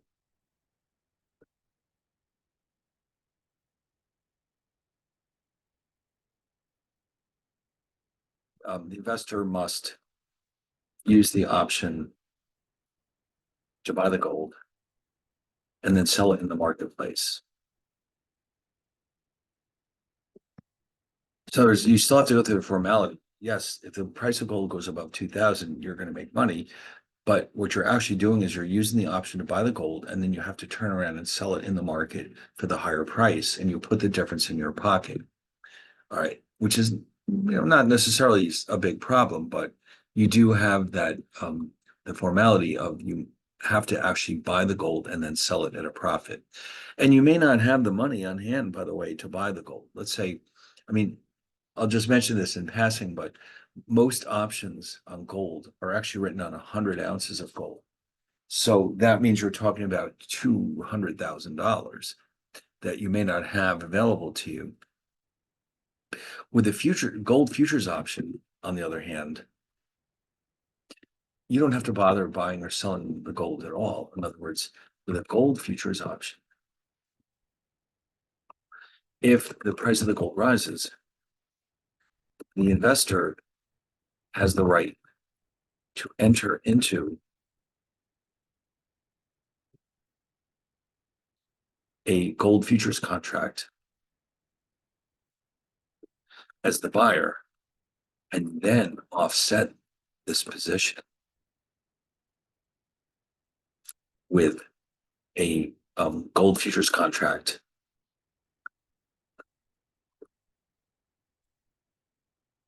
as the seller. This enables the investor to collect the profit without actually buying or selling the gold. Okay.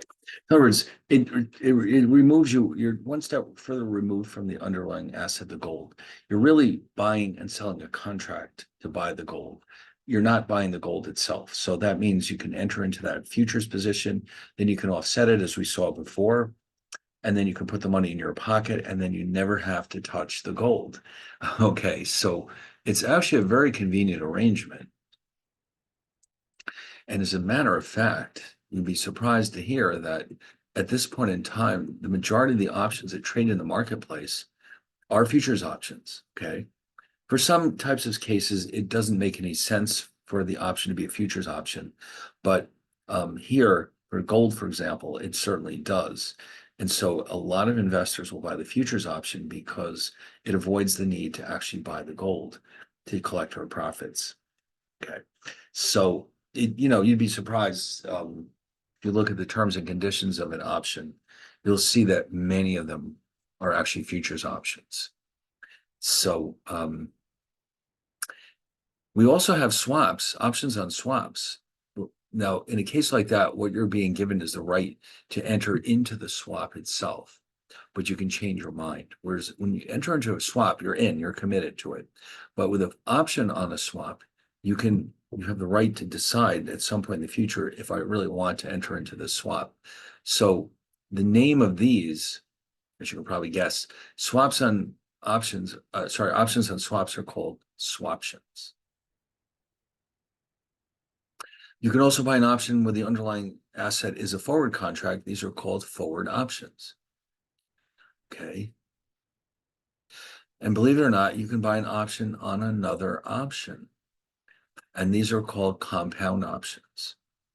So in other words, if you look at the list of derivatives, forwards, futures, swaps, and options can be bought on all four of them. An option on a futures contract, an option on a forward contract, an option on a swap, and an option on another option. So this can get very, very complicated very, very quickly, as you can probably imagine. So here's where you have to watch it, though. A lot of losses have taken place in the financial markets by people who thought they understood how options work, but they really didn't. Okay, so you don't want to overcomplicate your strategies, but for some circumstances, this is actually a very helpful thing to be able to do this if this is what you really need. So now the price at which you're allowed to buy or sell the underlying asset is called either the strike price or the exercise price. So using the gold as our example again, if you enter into an option to buy gold at $2,000 an ounce, That is called the strike price or the exercise price. The maturity. Now, options don't last forever. They have a specific maturity date after which they expire. Um, and that often is less than 1 year in the future. Okay. So let's say you have a 6 month option on gold. That means you have 6 months to decide if you want to exercise it and buy the gold or not. And finally, well, actually, there's two more categories here. The options that give you the right to buy are known as calls, and the options that give you the right to sell are called puts. Now, I do not know the origin of these names, but that's what they're called. And then finally, two standard types of options are European and American style options. The European ones, you have to wait to the expiration date to decide if you want to actually use your option or not. And the American style, though, you can every day until the maturity date, you can decide, yes, I want to exercise or use the option, or no, I don't. So between the two of these, as you can imagine, the American style are more powerful, but they're also more expensive. Okay, so now most options in the market, you don't really get to choose between them. They usually come in one type or another. Let's say, like, for example, interest rate options are almost invariably European style, whereas currency options are almost always American style. So it's rare to find one that's available in both styles, but it does happen. Now, what I would like to do here is show you, I don't have access to currency option prices, but I do have, you'll see what I do have access to. There's a website here called finance.yahoo.com. And if I ask for, let's say, Apple stock,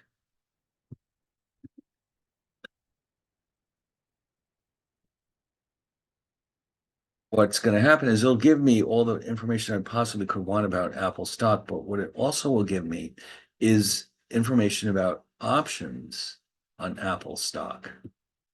Where is that? Here we go. Options.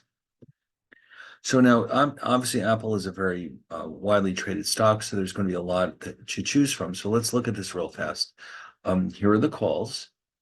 These are the ones that give us the right to buy the stock. And here are the puts, the ones that give us the right to sell. Now, at the moment, the price of the stock,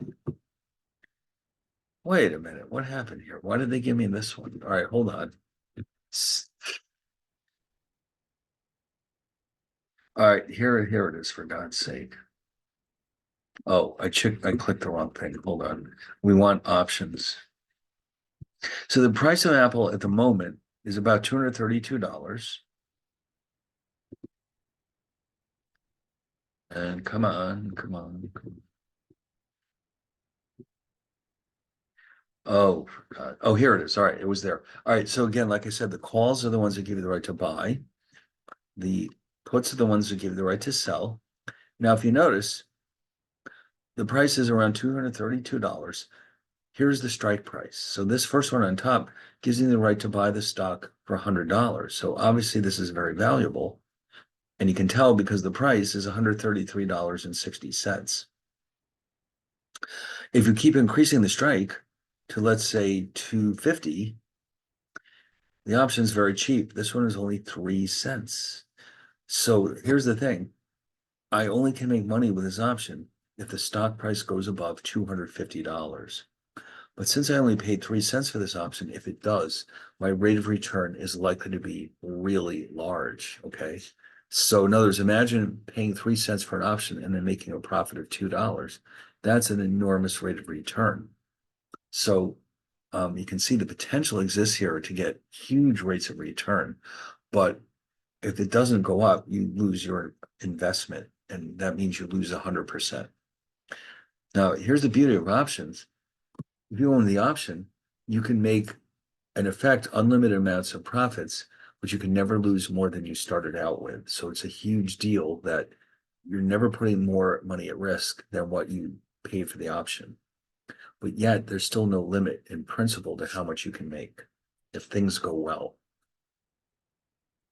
Then we also need to keep an eye on the maturity date. Now, these expire on Friday. I have to make up my mind by Friday. Do I want to exercise the option or not? On Saturday, it's too late. The options expire. Um, I have many dates to choose from, as you can see. But if I go further out into the future, there are fewer of them to choose from, and they don't trade as often.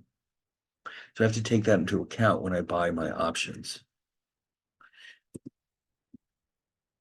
What else do we need to know? Well, you can see one interesting thing about the calls is that with the higher strikes, we have lower prices.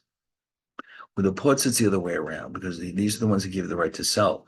So the very low strikes, like this one, for example, it gives you the right to sell for $100, which nobody's going to do since the market price is 232.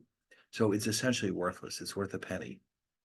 So if you go down this list, you'll see that when we move down here at 235, this actually has some value because I can sell a stock for $235, which is only worth 232 and 62 cents.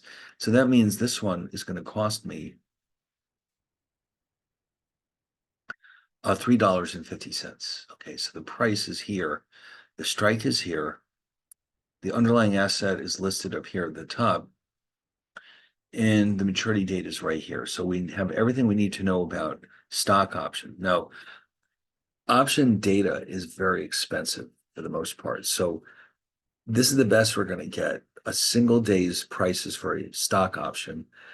We're not going to find currency options online for free. We'd have to pay for them. So we won't be able to actually go look at actual option prices for, let's say, the pound. But if you had a brokerage account of some kind, you might be able to get your hands on those numbers. But it's important to see how these work in practice. And you see there's a lot to choose from. We have all these different strikes because there's so many investors who are interested in Apple stock. So anyway, now later on, we're going to consider where did these prices come from? This is going to be a key issue with options.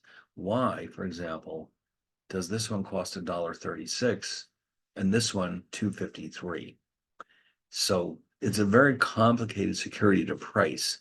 It depends on a lot of factors like the stock itself, the stock price, the maturity date, the strike price, and it also depends on the risk-free rate of interest and also something called volatility, which tells me how much Apple stock changes over time.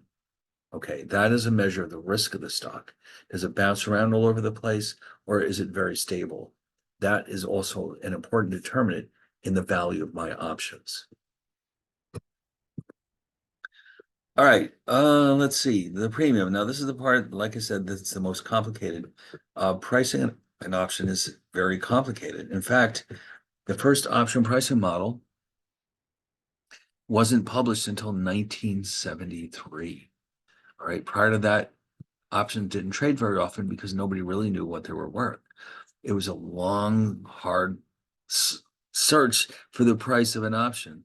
And in fact, the developers of the first option pricing model were eventually awarded the Nobel Prize in economics for their contributions because it proved to be so important. So, and again, what are you paying for with an option? You're paying for the right to change your mind. This results in the following interesting outcome.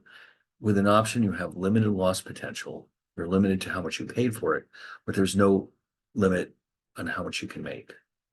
Okay, so let's say I buy an option for $3. The worst outcome is a loss of $3, but I might also make $10 or $20 and get a huge rate of return. So that's one of the reasons why they're so popular.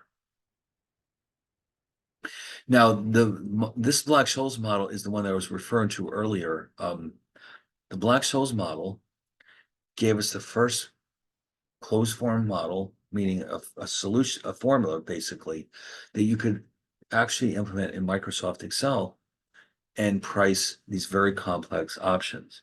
The only unfortunate thing is that it only works for European options.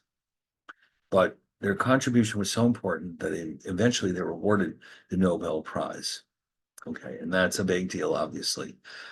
For the American style options, we need something more sophisticated, which we will not get into in this class. It's just too complicated, but there do exist models for something like that. but they're horribly complicated. Now, by the way, ever since the Black-Scholes model came out, tons of research is being done all the time to come up with better ways of pricing options that are more realistic, take into account more features. This is a major area of research, but here's Black-Scholes. What is it now? 52 years later, we're still using it. That shows you how important that turned out to be. Yes. So anyway, I think that concludes my notes. Oh, no, it doesn't. See, now what I've got here, which we'll have to save for next week. I'd like you to learn some basic option strategies to see how they can be used for not just hedging risk, but for taking positions based on what's happening in the marketplace. There's a couple of interesting documents I'd like to go over. And also we'd like to look at the books slides too, because the MindTap assignments are likely to be based on these slides right here. So this is essentially a summary of what I've been showing you, but there's a few other details in here too that we'll need to go over. So I think, given how late it is, we should probably save the rest of this for next week. Okay, so how does that sound? So yeah, this is by far the most complicated topic that we'll be looking at. So yeah, I think it justifies 2 full weeks to go over this. So we'll wrap this up next week. And by the way, let me just take one quick peek at the MindTap assignments.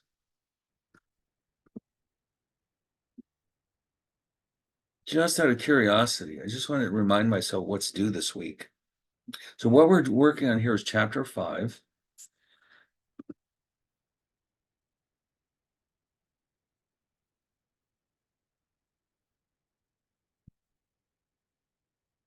And what's coming due this weekend is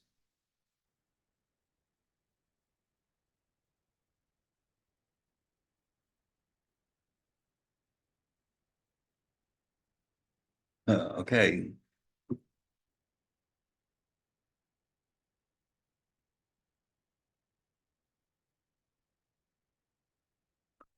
Chapter 3. So we're in pretty good shape here. I was worried that we might be getting behind a little bit. No, we're ahead of the game. So we can definitely spend another week on derivatives and we'll still be right on schedule here. So I think that's exactly what we're going to do. So this week we have chapter 3. And here the focus is on foreign exchange. What do you know? So all right, so I guess I'll just see you all next Tuesday. And also, by the way, eventually we're going to have to meet in person again, but it's going to be quite a while. I'll remind you all about that. But in the meantime, we'll just keep meeting in person, online like this, especially with the lousy weather. So as soon as we're done here, I'll be posting our notes. And also, as soon as the video is ready, I'll be putting it in my YouTube account, as just like I've been doing. So that takes a while, though. So it probably won't be ready till tomorrow. So anyway, I guess if there's no questions, I'll see you all next Tuesday. I just have a question, Yes. Professor, when is the midterm going to be updated? Oh, wow. I wasn't even thinking about that. It's got to be a bit longer because uh do you want to start working on it? Why not? All right, I'll tell you what, I'm gonna make a note to myself to put that higher up on my priority list. I just need to make a few quick changes to it. I think it's already done. I just wanted to double check it. So Okay, perfect. Thank you so much. I'll make a quick note here. Finish midterm number 1. I appreciate it. Thank you. Okay, and then you'll have a couple of weeks to get it done. There won't be any real rush on it. Okay, perfect. All right, anything else? That's it. Have a great night. All right, good Thank night, you. everyone. All right, bye. Thank you. Have a nice night. All right, good night.